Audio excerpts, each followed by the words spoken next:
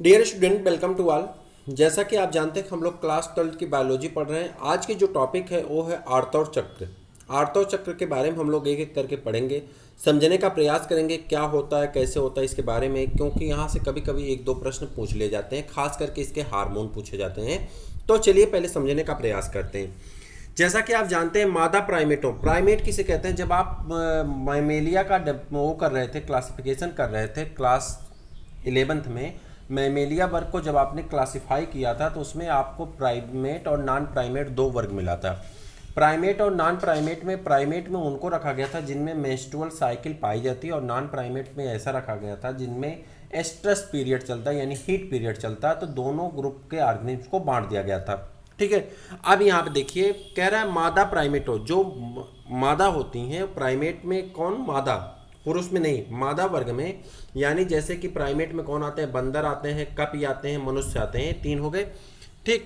में होने वाले जनन चक्र को आर्तव चक्र कहते हैं। ठीक, जिसे मेंस्ट्रुअल साइकिल कहा जाता है, या सामान्य जनों की भाषा में इसे मासिक धर्म या माहवारी भी कहते हैं। ठीक है। तो इसे अलग अलग तरह के अलग अलग शब्द दिए जाते हैं। इंग्लिश में इसको मेंस्ट्रुअल साइकिल कहते हैं। साइंस में इसको, अगर साइंस में इसकी क्या करते हैं, इसको अगर हम वो बदल दें, क्या कहते हैं, इसको ट्रांसलेट करें हिंदी में, तो आर्तव चक्र कहते हैं। ठीक है। सामान्य जनों की भाषा में सामान्य लोग इसे क्या कहते हैं? मासिक धर्म कहते हैं या माहवारी भी कहते हैं। प्रथम ऋतुस्राव रजोधर्म, या इसे मेंस्ट्रुएशन कहते हैं। अब एक एक करके पढ़िए। प्रथम ऋतुस्राव या मेंस्ट्रुएशन की शुरुआत यौनारंभ पर होती है, जिसे रजोदर्शन यानी मेनार्च कहते हैं। क्या कहते हैं? रजोदर्शन या मेनार्च कहते हैं। ठीक है। इसे याद रखना होगा कि रजोधर्म दर्शन क्या होता है। तो आप कहेंगे जब जीवन में पहली बार मेंस्ट्रुअल साइकिल, मेंस्ट्रुअल फ्लो होता है तो उसे क्या कहते हैं? मेनार्की कहते हैं। ठीक है। क्या कहते हैं? मेनार्की कहते हैं। ठीक है। या रजो दर्शन कहते हैं। स्त्रियों में यह आतर चक्र प्रायः 28-29 दिनों की अवधि के बाद दोहराया जाता है। इसीलिए यह एक रजोधर्म के दूसरे रजोधर्म के बीच की घटना को आर्तव चक्र यानी मेंस्ट्रुअल साइकिल कहा जाता है। प्रत्येक आर्तव चक्र के मध्य में एक अंडाणु उत्सर्जित किया जाता है। एक अंडाणु उत्सर्जित किया जाता है जिसके बारे में हम बताएंगे, या इसे अंडोत्सर्ग कहते हैं। आपसे पूछा जाता है कि अंडोत्सर्ग क्या होगा, तो आप कहेंगे कि एक पीरियड के बीच से दूसरे पीरियड के बीच, एक पीरियड के बीच में जब एक पीरियड का अवधि होती है तो उसके बीच में एक ऐसा दिन आता है जब एक ओवा डेवलप होता है या एक अंडाणु विकसित होता है, तो उसी को हम लोग क्या कहते हैं? अंडोत्सर्ग कहते हैं, जो विकसित होकर के निकलता है। आर्तव चक्र की प्रमुख घटनाओं को चित्र 3.9 में दर्शाया गया है। तो पहले चलिए हम लोग चित्र में देखते हैं, चित्र में क्या क्या दिया गया है। तो यहाँ पर अगर आप देख पाएंगे, आपकी बुक में दिया गया, आप इसको ध्यान से देखेंगे तो आपको मिल जाएगा। यहाँ पे कई हार्मोन दिए गए हैं, जैसे FSH हार्मोन दिया गया, फॉलिकल स्टिमुलेटिंग हार्मोन कहते हैं। FSH को क्या कहते हैं? फॉलिकल स्टिमुलेटिंग हार्मोन कहते हैं। कहाँ से निकलता है? प्यूस हार्मोन होता है, प्यूस ग्रंथि से निकलता है। ठीक है। फॉलिकल स्टिमुलेटिंग हार्मोन कहते हैं इसको। इंग्लिश में FSH हार्मोन कहते हैं। और LH ल्यूटिनार्जिंग हार्मोन, दो प्रकार के हार्मोन होते हैं, इनके बारे में आपको जानना जरूरी है। उसके बाद यहाँ पे कोशिकाएं विकसित होना शुरू हो गई, ओवरी में विकसित होती चली जा रही, लेकिन उसी बीच में क्या हो जाता है? अंडोत्सर्ग हो जाता है। यानी ये 24, अगर 28 दिन की बात माने तो 14वें दिन क्या हो जाता है? अंडोत्सर्ग होता है। 14वें दिन क्या होता है? अंडोत्सर्ग हो जाता है, यानी अंडों का निर्माण हो जाता है। उसके बाद एस्ट्रोजन और प्रोजेस्टेरॉन हार्मोन के बारे में पढ़ेंगे, नीचे अभी सबके बारे में चर्चा की गई है। ठीक है। उसके बाद रजोधर्म कितने दिन का होता है, कितने दिन का रजोधर्म पीरियड होता है, कितने दिन पे प्रमोदन पीरियड होता है, कितने दिन स्रावी पीरियड होता है, अगला चक्र कब प्रारंभ होता है।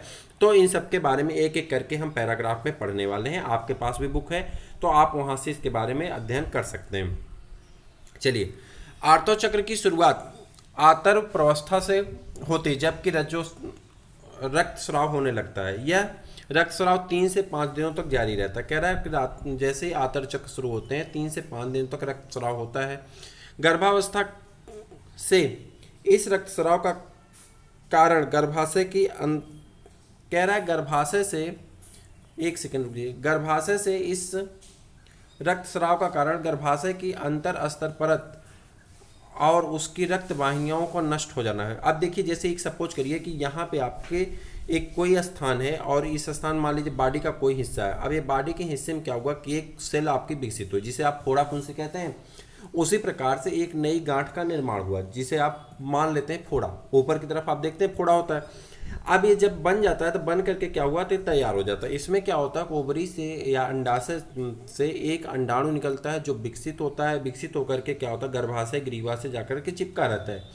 ये धीरे धीरे विकसित हो जाता है, लेकिन एक अवध होती है, एक अवध के बाद वो मेच्योर हो जाता है और उसके बाद वो टूट करके वहाँ से अलग होता है। आप में फोड़ा फुंसी पाई जाती है। फोड़ा फुंसी क्या होता है, जब आपका टूटता है तो आपको दर्द भी होता है, साथ में उसमें से कुछ पस निकलते हैं, कुछ रक्त निकलते हैं। सेम इसी प्रकार की प्रोसेस यहाँ पे भी होती है, जो कहाँ होती है, गर्भाशय में होती है। तो कह रहा है कि जब यहाँ से रक्त का स्राव का कारण क्या होता है कि यहाँ से रक्त स्राव का कारण एक मेन क्या होता है, गर्भाशय की जो गर्भाशय स्तर होती है, अंतः स्तर होती है, जो दीवार होती है, उस दीवार और रक्त वाहिनियों के टूट जाने से रक्त का स्राव होता रहता है। उसके बाद बात करते हैं यहाँ पे होना है, जो एक तरल का रूप धारण करता है और योनि के बाहर निकलता है। रजोधर्म तभी आता है जब माचित अंडाणु निषेचित नहीं होता है। कह रहा है जो यहाँ पे मोचित अंडाणु, जो अंडाणु निकला हुआ है वो मोचित अंडाणु जब निषेचित नहीं होता, जब वो निषेचन कर लेगा तो निषेचन करने के बाद वहाँ पे चाइल्ड का डेवलपमेंट होने लगता है, बच्चे का विकास होने लगेगा। लेकिन जब वो निषेचन नहीं करता है तो टूट करके बाहर की तरफ निकल जाता है, जिसे हम लोग क्या कहते हैं, ऋतुस्राव के रूप में जानते हैं। रजोधर्म की अनुपस्थिति में गर्भधारण का संकेत है। कह रहा है कि अगर रजोधर्म नहीं होता है, यानी मेंस्ट्रुअल साइकिल नहीं चलती, तो यह एक संकेत है कि वह व्यक्ति जो है, जो स्त्री है, वह प्रेग्नेंट है। ठीक है, आगे बढ़ जाएं।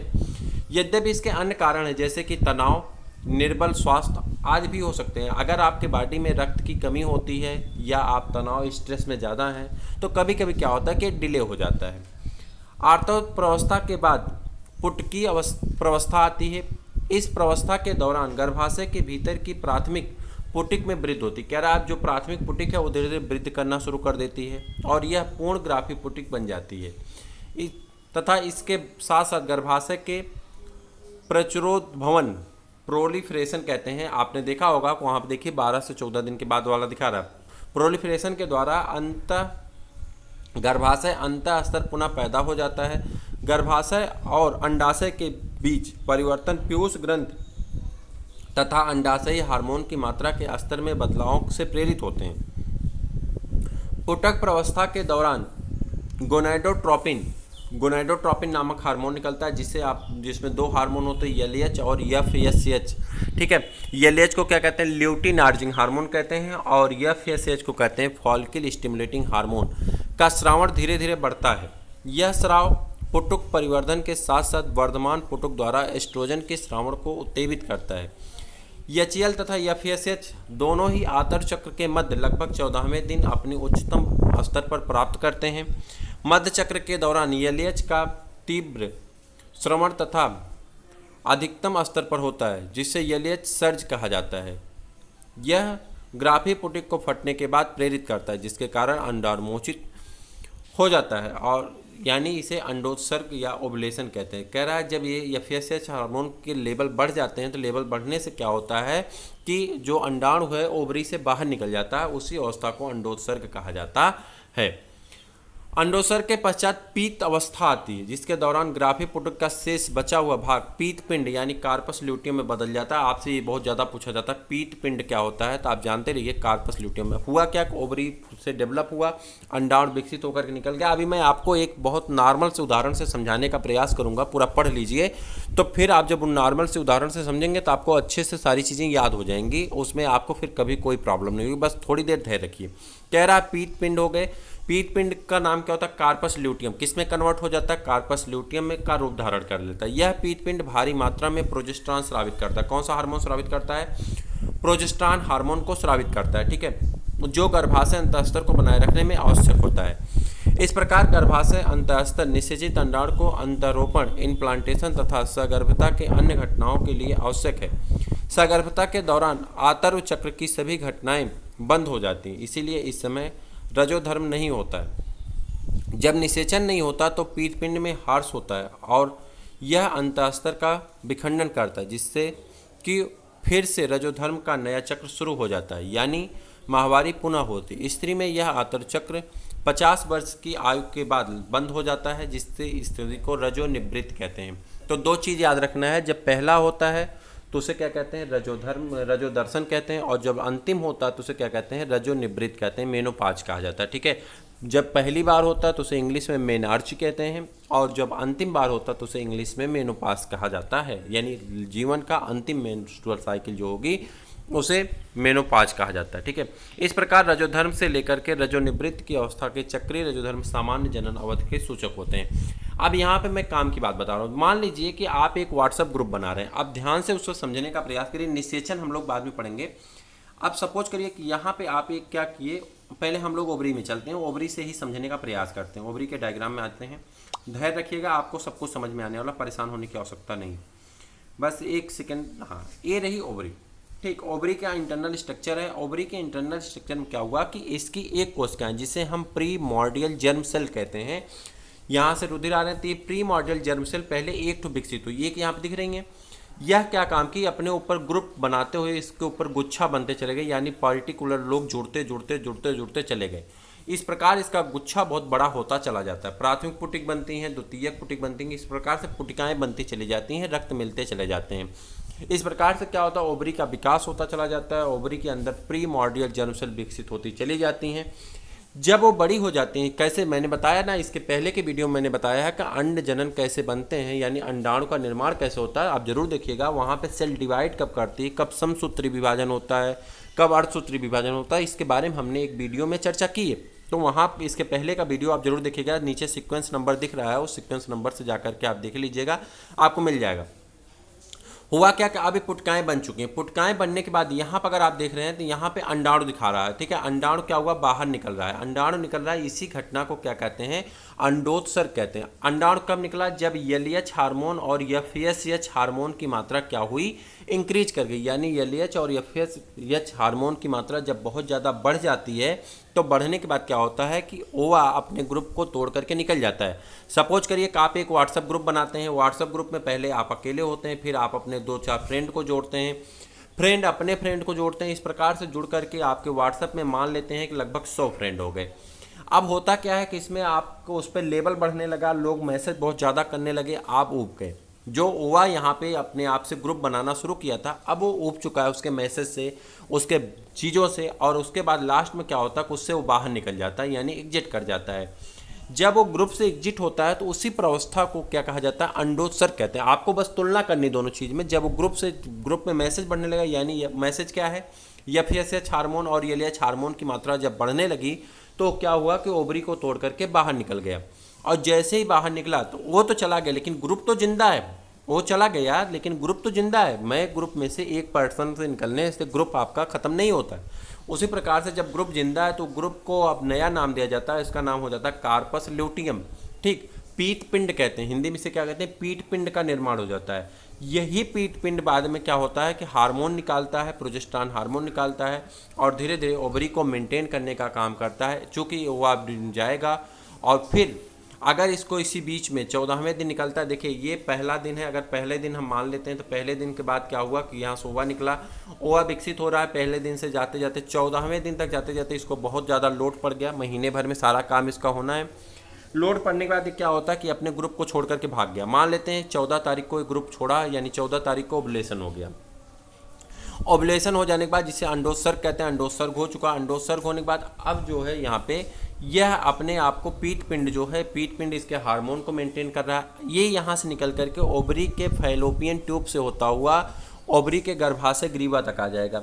गर्भाशय ग्रीवा में आ गया। अगर इसी बीच में इसको स्पर्म मिल जाता तब तो ये फर्टिलाइज कर जाएगा और चाइल्ड में कन्वर्ट हो जाएगा। लेकिन अगर स्पर्म नहीं मिलता है, यानी मान लो किसी की ऐसी है जिसके शादी नहीं हुआ है, तो उसको स्पर्म तो मिलेगा नहीं। ऐसी स्थिति में जब उसको स्पर्म नहीं मिलता है तो वो फर्टाइल नहीं होता, यानी फर्टिलाइजेशन नहीं होता है, निषेचन नहीं होता है। निषेचन ना होने के कारण यह गर्भाशय की दीवार से चिपक जाता है। गर्भाशय की दीवार से चिपक करके एक एक्स्ट्रा सेल है और वहाँ पे फोड़े फुंसी जैसी एक आकार ले लेता है। अब ये 14 दिन में गर्भाशय तैयार हो रहा था कि अगर मान लो फर्टिलाइजेशन हो जाएगा तो बच्चे को हमको क्या करना है, नरिश करना होगा। लेकिन जब उसको ये लगता है कि नहीं, यही तो गर्भाशय में मतलब फर्टिलाइजेशन नहीं हुआ, तो क्या होता है 14 दिन के बाद धीरे धीरे 14 दिन जाते जाते ये बड़ा हो जाता है। बड़ा होकर के फोड़ा फुंसी की तरह पक जाता है और एक दिन ऐसा आता है कि फूट जाता है। लगभग वो डेट होती है आपकी 28। और जैसे ये फूट जाता है, यहाँ से फूट करके मेंस्ट्रुअल फ्लो के रूप में बाहर आ जाता है। 3 से 5 दिन तक फिर मेंस्ट्रुअल फ्लो होते हैं। उसी बीच में दूसरी ओवरी, एक अगर ये लेफ्ट ओवरी का कार्यक्रम चल रहा था तो राइट ओवरी इसी बीच में फिर तैयार हो जाती है, वो फिर ओवा निकालना शुरू कर देती है। और इस प्रकार से लगातार 1 महीने के लगातार चक्र चलते रहते हैं। इसी को रजोधर्म साइकिल या मेंस्ट्रुअल साइकिल या मासिक धर्म या माहवारी इत्यादि अलग अलग नामों से जाना जाता है। मैंने कोशिश की है कि मैं आपको संक्षेप में सारी चीज़ों को बता सकूं, समझा सकूं। अगर आपको इसके डिटेल में जानना है तो जैसे ही आपकी वीडियो क्लास चल रही है, वीडियो क्लास में आएगी टॉपिक तो आपको डिटेल में भी बताया जाएगा। चैनल से जुड़ जाइए, अपने दोस्तों को भी जोड़िए, लाइक करिए, सब्सक्राइब करिए। फिर मिलते हैं किसी और वीडियो में, तब तक के लिए इजाज़त दीजिए। जय हिंद।